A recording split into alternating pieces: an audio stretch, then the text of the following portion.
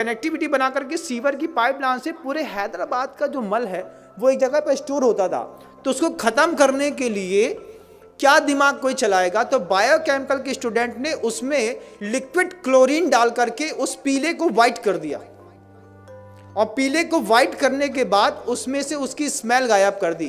Chlorine NaCl, आपने अगर नमक का सूत्र सुना हो तो बंधुओं, मतलब सोडियम अलग होता है, क्लोराइड अलग होती है, NaCl2 ये उसका रासायनिक फॉर्म है। और जहाँ हम रहते थे पहले HGM, वहाँ पे Hukumchand jute mill and industries, और मतलब नमक से क्लोरीन बनाने का प्रोसेस वहीं पे होता था।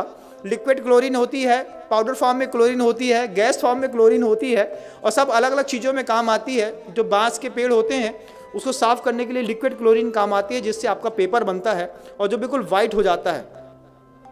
तो वो बायोकेमिकल के जो स्टूडेंट हैं, वो बायोकेमिकल के स्टूडेंट ने पूरे के पूरे जो मल हैदराबाद के बाहर इकट्ठा होता था उसमें क्लोरीन को डाल करके मिक्सअप करके पीले से वाइट कर दिया। फिर जो वो पूरा एक पेस्ट के रूप में था उसको ड्रायर में डाल करके सुखा दिया, उसका पाउडर फार्मिंग कर दी। और सबसे बड़ी बात तो ये है कि कानपुर की गुटखा फैक्ट्रियों में बेच करके बड़ी बड़ी कंपनियों के गुटकों में पैक होकर के वो मल लोगों को पाउच में अंदर तक खिला दिया। ये ज्ञान के दुरुपयोग का युग है बंधुओं। आपको आश्चर्य होगा, लगता है ना कि हम जिस कंपनी का गुटखा खाते हैं ये तो बहुत फ्रेश है और बढ़िया है, जब आपको पता चले कि बायोकेमिक के स्टूडेंट की इतनी बड़ी करामात है कि उसने पूरे के पूरे मानव के बायो प्रोडक्ट को क्लोरीन डाल करके उसकी स्मेल हटा करके और उसको गुटके में मिला करके उसमें फ्रेग्रेंस मिला दिया। फ्रेग्रेंस का कारोबार कितना बड़ा है कभी आप सोच भी नहीं सकते, कुछ नहीं सोच सकते। और आपको तो खुलते ही साथ ही खुशबू आती है, एक तेज स्मेल।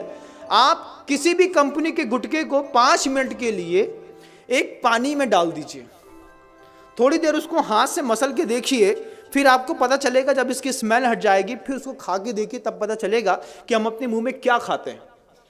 उसमें चूना और कांच दोनों मिलाया जाता है कि कांच से बारीक कांच का पाउडर रहता है जिससे आपकी जबान थोड़ी सी कटती है, और चूना उसके ऊपर लगता है तो आपको थोड़ी सरसराहट सी होती है।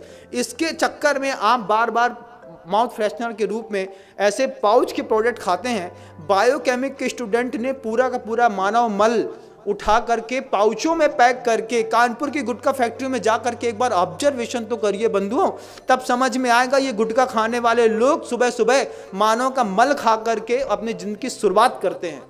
ये बायोकेमिक के स्टूडेंट का कमाल है। हड्डियों का ढेर मिलता है, दुनिया भर की चीजें मिलती हैं। स्मॉल स्केल इंडस्ट्रीज, 3 शब्द याद रखिएगा। क्या? स्मॉल स्केल इंडस्ट्रीज, ये 3 शब्द याद रखेंगे तब आपको पता चलेगा कि स्मॉल स्केल इंडस्ट्रीज के चक्कर में कैसे यूरिया से, साबुन से, शैम्पू से दूध बनाते हैं, कैसे सड़ी हुई चीज़ों से अच्छी पिज़्ज़ा बर्गर बनाते हैं और आपको खिलाते हैं। जो हमारे यहाँ का व्यंजन ही नहीं था वो सब हम आप खा रहे हैं, वो सब कुछ कर रहे हैं। ये स्मॉल स्केल इंडस्ट्रीज़ का कमाल है।